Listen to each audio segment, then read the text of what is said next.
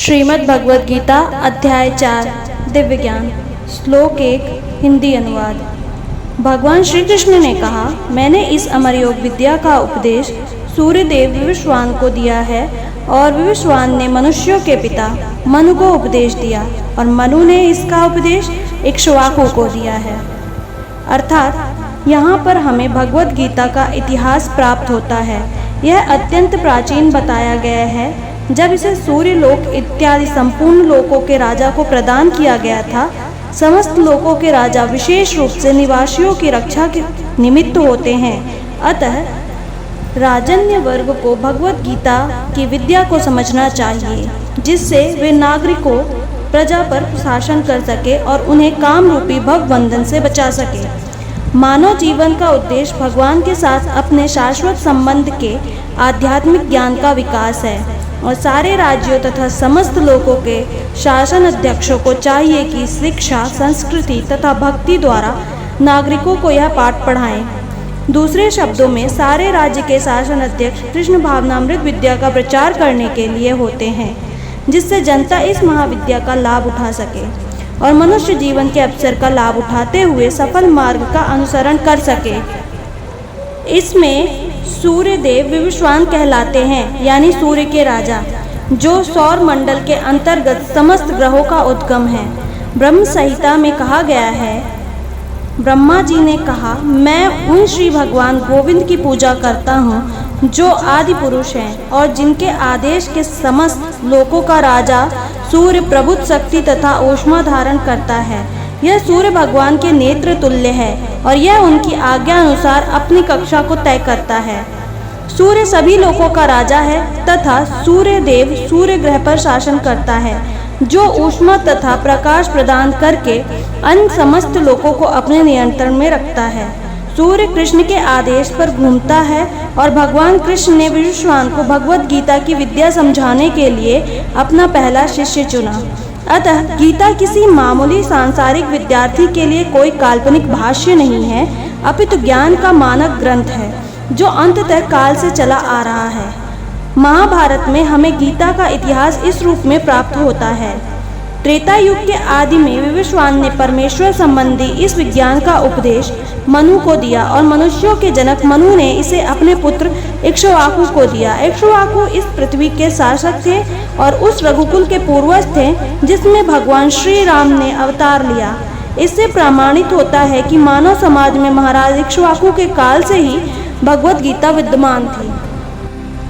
इस समय कलयुग के केवल 5000 वर्ष व्यतीत हुए हैं, जबकि इसकी पूर्णायु 4,32,000 वर्ष है। इसके पूर्व द्वापर युग 8 लाख वर्ष था और इसके भी पूर्व त्रेता युग 12 लाख वर्ष था। इस प्रकार लगभग 20,05,000 वर्ष पूर्व मनु ने अपने शिष्य तथा पुत्र इक्ष्वाकु से, जो इस पृथ्वी के राजा थे, श्रीमद् भगवद गीता कही। वर्तमान मनु की आयु लगभग 30 करोड़ 53 लाख वर्ष अनुमानित की जाती है, जिसमें से 12 करोड़ 4 लाख वर्ष बीत चुके हैं। यह मानते हुए कि मनु के जन्म के पूर्व भगवान ने अपने शिष्य सूर्यदेव विवस्वान को गीता सुनाई, मोटा अनुमान यह है कि गीता कम से कम 12 करोड़ 4 लाख वर्ष पहले कही गई और मानव समाज में यह 20 लाख वर्षों से विद्यमान रही। इसे भगवान ने लगभग 5000 वर्ष पूर्व अर्जुन से पुनः कहा। गीता के अनुसार ही तथा इसके वक्ता भगवान कृष्ण के कथन के अनुसार यह गीता के इतिहास का मोटा अनुमान है।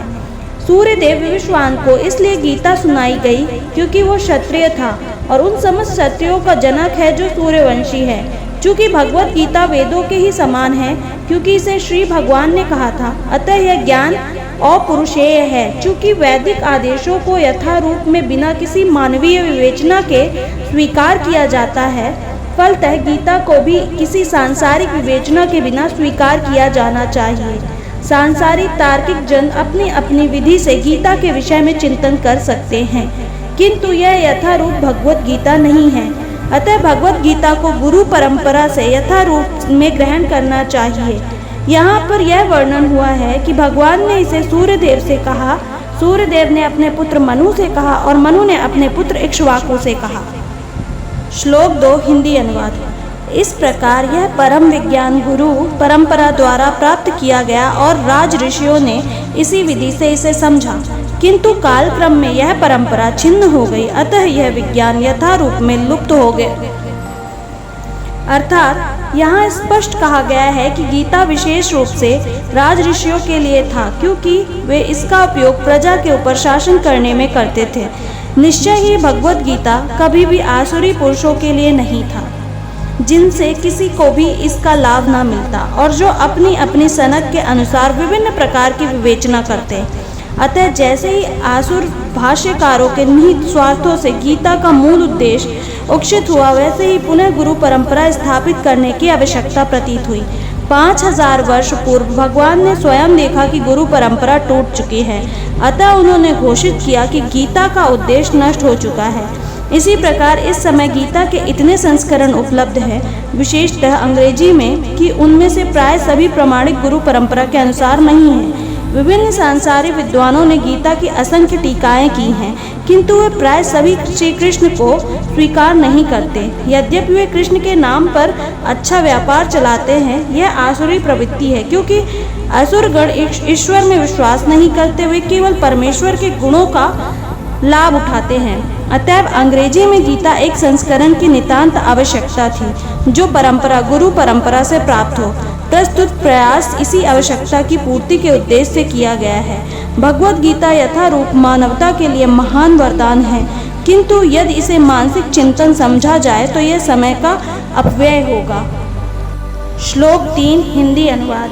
आज मेरे द्वारा वही यह प्राचीन योग यानी परमेश्वर के साथ अपने संबंध का विज्ञान तुमसे कहा जा रहा है, क्योंकि तुम मेरे भक्त तथा मित्र हो, अतः तुम इस विज्ञान के दिव्य रहस्य को समझ सकते हो। अर्थात मनुष्यों की दो श्रेणियां हैं, भक्त तथा असुर। भगवान ने अर्जुन को इस विद्या का पात्र इसलिए चुना क्योंकि वह उनका भक्त था, किंतु असुर के लिए इस परम गूढ़ विद्या को समझ पाना संभव नहीं है।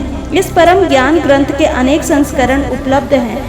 इनमें से कुछ भक्तों की टीकाएं हैं और कुछ असुरों की। जो टीकाएं भक्तों द्वारा की गई हैं वे वास्तविक हैं, किंतु जो असुरों द्वारा की गई हैं वे व्यर्थ हैं। अर्जुन श्री कृष्ण को भगवान के रूप में मानता है, अतः जो गीता भाष्य अर्जुन के पद चिन्हों का अनुसरण करते हुए किया गया है और इस परम विद्या के पक्ष में वास्तविकता सेवा है, किंतु असुर भगवान कृष्ण को उस रूप में नहीं मानते। वे कृष्ण के विषय में तरह तरह की मनगढ़ंत बातें करते हैं। वे कृष्ण के उपदेश मार्ग से सामान्य जनता को गुमराह करते रहते हैं। ऐसे कुमार्ग से बचने के लिए यह एक चेतावनी है। मनुष्य को चाहिए कि अर्जुन की परंपरा का अनुसरण करें और श्रीमद् भगवत गीता के इस परम विज्ञान से लाभान्वित हो। श्लोक 4 हिंदी अनुवाद। अर्जुन ने कहा, सूर्यदेव विवस्वान आपसे पहले हो चुके, ज्येष्ठ हैं, तो फिर मैं कैसे समझूं कि प्रारंभ में भी आपने उन्हें इस विद्या का उपदेश दिया था। अर्थात जब अर्जुन भगवान का माना हुआ भक्त है, तो फिर उसे कृष्ण के वचनों पर विश्वास क्यों नहीं हो रहा था। तथ्य यह है कि अर्जुन यह जिज्ञासा अपने लिए नहीं कर रहा है, अपितु यह जिज्ञासा उन सबों के लिए है जो भगवान में विश्वास नहीं करते, अथवा उन असुरों के लिए है जिन्हें यह विचार पसंद नहीं है कि कृष्ण को भगवान माना जाए।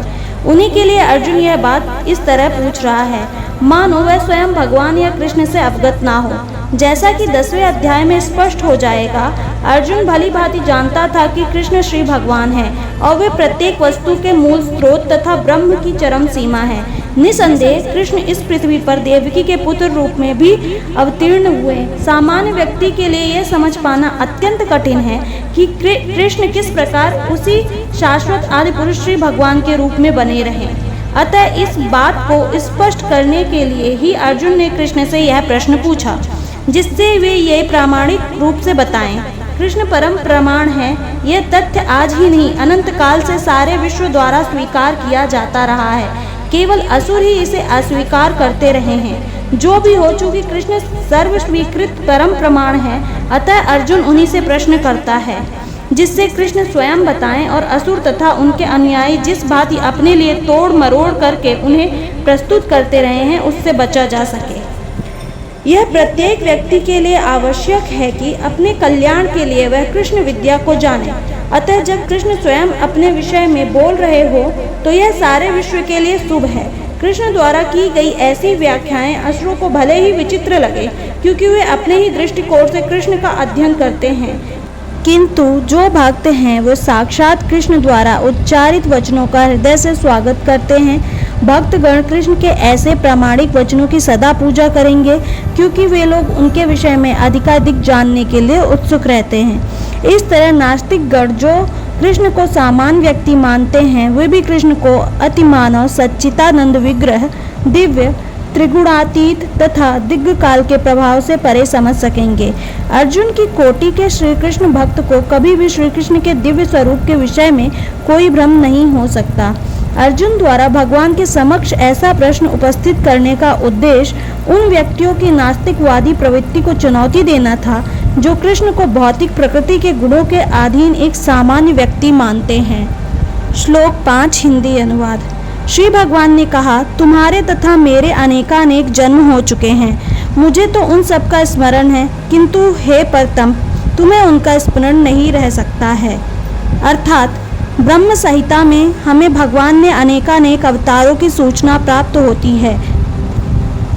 उसमें कहा गया है, मैं उन आदि पुरुष श्री भगवान गोविंद की पूजा करता हूँ, जो अद्वैत हैं, अच्युत तथा अनादि हैं। यद्यपि अनंत रूपों में उनका विस्तार है, किंतु तो भी वे आद्य, पुरातन तथा नित्य नव यौवन युक्त रहते हैं। श्री भगवान के ऐसे सच्चिदानंद रूप को प्राय श्रेष्ठ वैदिक विद्वान जानते हैं, किंतु विशुद्ध अनन्य भक्तों को तो उनके दर्शन नित्य ही होते रहते हैं। ब्रह्म संहिता में यह भी कहा गया है कि मैं उन श्री भगवान गोविंद की पूजा करता हूँ, जो राम, नरसिंह आदि अवतारों तथा अंश अवतारों में नित्य स्थित रहते हुए भी कृष्ण नाम से विख्यात आदि पुरुष हैं, और जो स्वयं भी अवतरित होते हैं। वेदों में भी कहा गया है कि अद्वैत होते हुए भी भगवान असंख्य रूपों में प्रकट होते हैं। वे उस वैदुर्य मणि के समान हैं, जो अपना रंग परिवर्तित करते हुए भी एक ही रहता है। इन सारे रूपों को विशुद्ध निष्काम भक्त ही समझ पाते हैं, केवल वेदों के अध्ययन से उनको नहीं समझा जा सकता है। अर्जुन जैसे भक्त कृष्ण के नित्य सखा हैं, और जब भी भगवान अवतरित होते हैं तो उनके पार्षद भक्त भी विभिन्न रूपों से उनकी सेवा करने के लिए उनके साथ साथ अवतार लेते हैं। अर्जुन ऐसा ही भगवत गीता का प्रवचन सूर्यदेव विश्वान से किया था, तो उस समय अर्जुन भी किसी भिन्न रूप में उपस्थित थे, किंतु भगवान तथा अर्जुन में यह अंतर है कि भगवान ने यह घटना याद रखी, किंतु अर्जुन इसे याद नहीं रख सका। अंश रूप जीवात्मा तथा परमेश्वर में यही अंतर है। यद्यपि अर्जुन को यहाँ परम शक्तिशाली वीर के रूप में संबोधित किया गया है, जो शत्रुओं का दमन कर सकता है, किंतु विगत जन्मों में जो घटनाएं घटी हैं उन्हें स्मरण रखने में वह अक्षम है। अतः भौतिक दृष्टि से जीव चाहे कितना ही बड़ा क्यों न हो, वह कभी परमेश्वर की समता नहीं कर सकता। भगवान का नित्य संगी निश्चित रूप से मुक्त पुरुष होता है, किंतु वह भगवान के तुल्य नहीं होता। ब्रह्म संहिता में भगवान को अच्युत कहा गया है, जिसका अर्थ होता है कि वे भौतिक संपर्क में रहते हुए भी अपने को नहीं भूलते। अतः भगवान तथा जीव कभी भी सभी तरह से एक समान नहीं हो सकते, भले ही जीव अर्जुन के समान मुक्त पुरुष क्यों ना हो। यद्यपि अर्जुन भगवान का भक्त है, किंतु कभी कभी वह भी भगवान की प्रकृति को भूल जाता है, किंतु दैवी कृपा से भक्त तुरंत भगवान की अच्युत स्थिति को समझ जाता है, जबकि अभक्त या असुर इस दिव्य प्रकृति को नहीं समझ पाता। फलस्वरूप गीता के विवरण आसुरी मस्तिष्कों में नहीं चढ़ पाते। कृष्ण को लाखों वर्ष पूर्व संपन्न कार्यों की स्मृति बनी हुई है, किंतु अर्जुन को स्मरण नहीं है। यद्यपि अर्जुन तथा कृष्ण दोनों ही शाश्वत स्वभाव के हैं। यहाँ पर हमें यह भी देखने को मिलता है कि शरीर परिवर्तन के साथ साथ जीवात्मा सब कुछ भूल जाता है, किंतु कृष्ण सब स्मरण रखते हैं, क्योंकि वे अपने सच्चिदानंद शरीर को बदलते नहीं हैं। वे अद्वैत हैं, जिसका अर्थ है कि उनके शरीर तथा उनकी आत्मा में कोई अंतर नहीं है। उनसे संबंधित हर वस्तु आत्मा है, जबकि बुद्धिजीवी अपने शरीर से भिन्न होता है। चूँकि भगवान के शरीर तथा आत्मा अभिन्न है, अतः उनकी स्थिति तब भी सामान्य जीव से भिन्न बनी रहती है जब वे भौतिक स्तर पर अवतार लेते हैं। असुरगण भगवान की इस दिव्य प्रकृति से तालमेल नहीं बैठा पाते, जिसकी व्याख्या अगले श्लोक में भगवान स्वयं करते हैं। श्लोक 6 हिंदी अनुवाद। यद्यपि मैं अजन्मा तथा अविनाशी हूँ, यद्यपि मैं समस्त जीवों का स्वामी हूँ, तो भी प्रत्येक युग में मैं अपने आदि दिव्य रूप में प्रकट होता हूँ। अर्थात भगवान ने अपने जन्म की विलक्षणता बतलाई है। यद्यपि वे सामान्य पुरुष की भांति प्रकट हो सकते हैं, किंतु उन्हें विगत अनेकानेक जन्मों की पूर्ण स्मृति बनी रहती है, जबकि सामान्य मनुष्य को कुछ ही घंटे पूर्व की घटना स्मरण नहीं रहती। यदि कोई पूछे कि एक दिन पूर्व इसी समय तुम क्या कर रहे थे, तो सामान्य व्यक्ति के लिए इसका तत्काल उत्तर दे पाना कठिन होगा। उसे इसको स्मरण करने के लिए अपनी बुद्धि को कुरेदना पड़ेगा कि वह कल इसी समय क्या कर रहा था। फिर भी लोग प्राय अपने को ईश्वर या कृष्ण घोषित करते रहते हैं। मनुष्य को ऐसी निरर्थक घोषणाओं से भ्रमित नहीं होना चाहिए। अब भगवान दोबारा अपने प्रकृति या स्वरूप की व्याख्या करते हैं। प्रकृति का अर्थ स्वभाव तथा स्वरूप से दोनों से है। भगवान कहते हैं कि वे अपने ही शरीर में प्रकट होते हैं। वे सामान्य जीव की भांति शरीर परिवर्तित नहीं करते। इस जन्म में बुद्धिजीवी का एक प्रकार का शरीर हो सकता है, किंतु अगले जन्म में दूसरा शरीर रहता है। भौतिक जगत में जीव का कोई स्थायी शरीर नहीं है, अपितु वह एक शरीर से दूसरे में देहांतरण करता रहता है। किंतु भगवान ऐसा नहीं करते। जब भी वे प्रकट होते हैं तो अपनी अंतरंगा शक्ति से वह अपनी उसी आद्य शरीर में प्रकट होते हैं। दूसरे शब्दों में श्री कृष्ण इस जगत में अपने आदि शाश्वत स्वरूप में दो भुजाओं में बांसुरी धारण किए अवतरित होते हैं। वे इस भौतिक जगत से निष्कलुषित रहकर अपने शाश्वत शरीर सहित प्रकट होते हैं। यद्यपि वे अपने उसी दिव्य शरीर में प्रकट होते हैं और ब्रह्मांड के स्वामी होते हैं, तो भी ऐसा लगता है कि वे सामान्य जीव की भांति प्रकट हो रहे हैं। यद्यपि उनका शरीर भौतिक शरीर की भांति क्षीण नहीं होता, फिर भी ऐसा प्रतीत होता है कि भगवान कृष्ण बालपन से कुमारावस्था तथा कुमार अवस्था से तरुण अवस्था प्राप्त करते हैं। किंतु आश्चर्य तो यह है कि वे कभी युवावस्था से आगे नहीं बढ़ते। कुरुक्षेत्र युद्ध के समय उनके अनेक पौत्र थे, और या दूसरे शब्दों में वे भौतिक गणना के अनुसार काफी वृद्ध थे। फिर भी वे 20-25 वर्ष के युवक जैसे लगते थे। हमें कृष्ण की वृद्धावस्था का कोई चित्र नहीं दिखता, क्योंकि वे कभी भी हमारे समान वृद्ध नहीं होते। यद्यपि वे 3 काल में, भूत, वर्तमान तथा भविष्य काल में सबसे वयोयुद्ध पुरुष हैं, ना तो उनका शरीर और ना ही बुद्धि कभी क्षीण होती या बदलती है। अतः यह स्पष्ट है कि इस जगत में रहते हुए भी वे इसी अजन्मा सच्चिदानंद रूप वाले हैं, जिसके दिव्य शरीर तथा बुद्धि में कोई परिवर्तन नहीं होता। वस्तुतः उनका आविर्भाव और तिरोभाव सूर्य के उदय तथा अस्त के समान है, जो हमारे सामने से घूमता हुआ हमारी दृष्टि से ओझल हो जाता है। जब सूर्य हमारी दृष्टि से ओझल रहता है तो हम सोचते हैं कि सूर्य अस्त हो गया है, और जब वह हमारे समक्ष होता है तो हम सोचते हैं कि वह क्षितिज में है। वस्तुतः सूर्य स्थिर है, किंतु अपनी अपूर्ण एवं त्रुटिपूर्ण इंद्रियों के कारण हम सूर्य को उदय और अस्त होते परिकल्पित करते हैं। और चूंकि भगवान का प्राकट्य तथा तिरोधान सामान्य जीव से भिन्न है, अतः स्पष्ट है कि वे शाश्वत हैं, अपनी अंतरंगा शक्ति के कारण आनंद स्वरूप हैं और इस भौतिक प्रकृति द्वारा कभी कलुषित नहीं होते। वेदों द्वारा भी पुष्टि की जाती है कि भगवान अजन्मा होकर भी अनेक रूपों में अवतरित होते रहते हैं। वैदिक साहित्यों से भी पुष्टि होती है। यद्यपि भगवान जन्म लेते प्रतीत होते हैं, किंतु तो भी वे शरीर परिवर्तन नहीं करते। श्रीमद् भागवत में वे अपनी माता के समक्ष नारायण रूप में 4 भुजाओं तथा षड ऐश्वर्य से युक्त होकर प्रकट होते हैं। उनका आद्य शाश्वत रूप में प्राकट्य उनकी अहेतुकी कृपा है, जो जीवों को प्रदान की जाती है, जिससे वे भगवान के यथा रूप में अपना ध्यान केंद्रित कर सके, न कि निर्विशेषवादी द्वारा मनोधर्म या कल्पनाओं पर आधारित रूप में। विश्वकोश के अनुसार माया या आत्मा, माया शब्द भगवान की अहेतुकी कृपा का सूचक है। भगवान अपने समस्त पूर्व अर्विभाव तिरोभाव से अवगत रहते हैं, किंतु सामान्य जीव को जैसे ही नवीन शरीर प्राप्त होता है, वह अपने पूर्व शरीर के विषय में सब कुछ भूल जाता है। वे समस्त जीवों के स्वामी हैं, क्योंकि इस धरा पर रहते हुए भी आश्चर्यजनक तथा अतिमानवीय लीलाएं करते रहते हैं। अतः भगवान निरंतर वही परम सत्य रूप हैं और उनके स्वरूप तथा आत्मा या उनके गुण तथा शरीर में कोई अंतर नहीं होता। अब यह प्रश्न किया जा सकता है, इस संसार में भगवान क्यों आविर्भूत और तिरोभूत होते रहते हैं? अगले श्लोक में इसकी व्याख्या की गई है। श्लोक 7 हिंदी अनुवाद। हे भारतवंशी, जब भी और जहाँ भी धर्म का पतन होता है और अधर्म की प्रधानता होने लगती है, तब तब मैं अवतार लेता हूँ। अर्थात यहाँ पर सृजामी शब्द महत्वपूर्ण है। सृजामी सृष्टि के अर्थ में नहीं प्रकृति हो सकता, क्योंकि पिछले श्लोक के अनुसार भगवान के स्वरूप या शरीर की सृष्टि नहीं होती, क्योंकि उनके सारे स्वरूप शाश्वत रूप से विद्यमान रहने वाले हैं।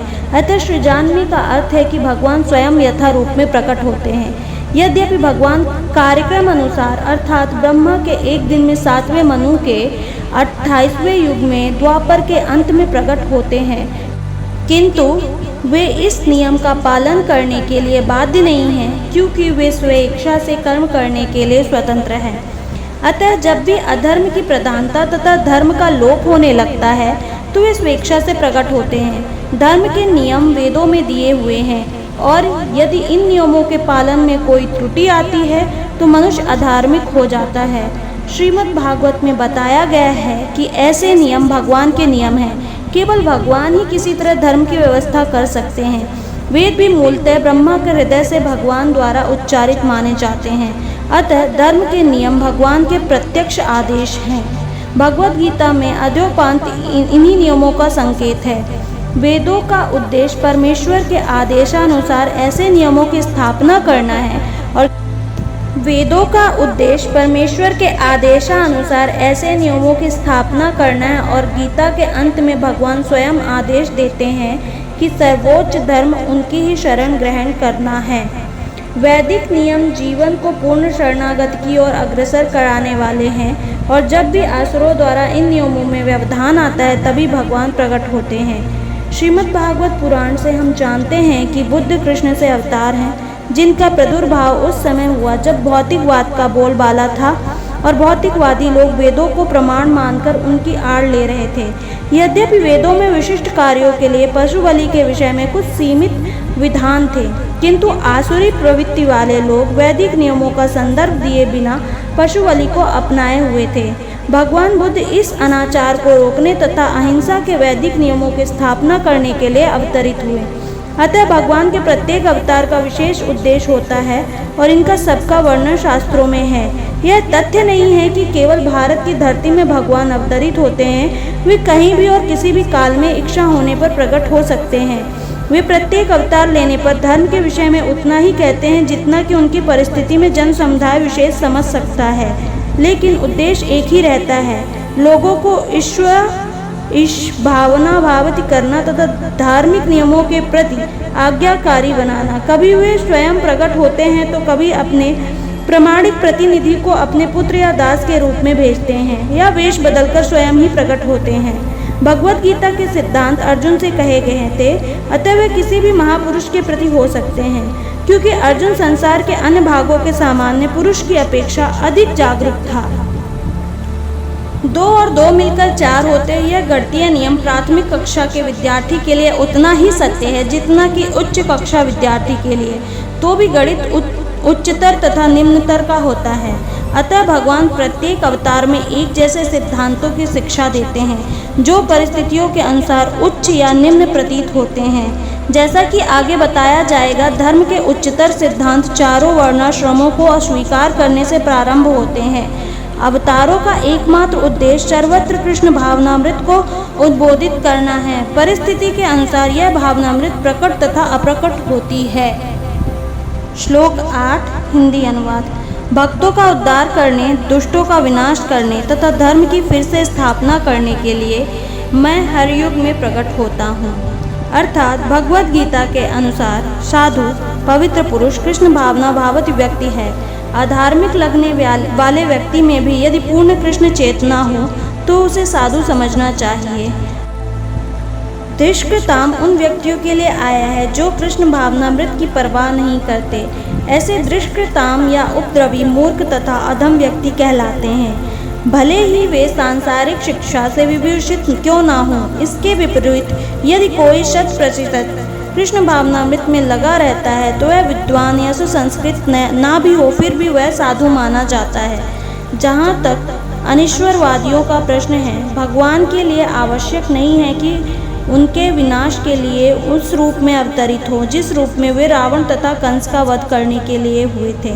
भगवान के ऐसे अनेक अनुचर हैं जो असुरों का संहार करने में सक्षम हैं, किंतु भगवान तो अपने उन निष्काम भक्तों को तुष्ट करने के लिए विशेष रूप से अवतार लेते हैं जो असुरों द्वारा निरंतर तंग किए जाते हैं। असुर भक्त को तंग करता है, भले ही वह उसका सगा संबंधी क्यों ना हो।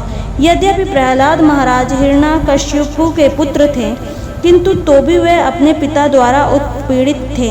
इसी प्रकार कृष्ण की माता देवकी यद्यपि कंस की बहन थी, किंतु उन्हें तथा उनके पति वासुदेव को इसलिए दंडित किया गया था क्योंकि उनसे कृष्ण को जन्म लेना था। अतः भगवान कृष्ण मुख्यतः देवकी के उद्धार करने के लिए प्रकट हुए थे, कंस को मारने के लिए नहीं। किंतु ये दोनों कार्य एक साथ संपन्न हो गए।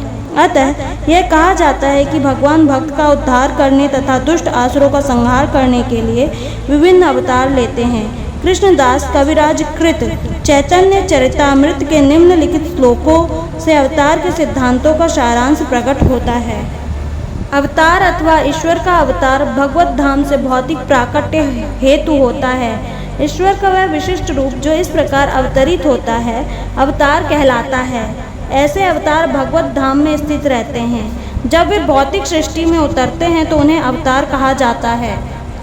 अवतार कई तरह के होते हैं, यथा पुरुषावतार, गुणावतार, लीलावतार, शाक्योवेश अवतार, मानवतर अवतार तथा युगावतार। इन सब का इस ब्रह्मांड में क्रमानुसार अवतरण होता है, किंतु भगवान कृष्ण आदि भगवान हैं और समस्त अवतारों के उद्गम हैं।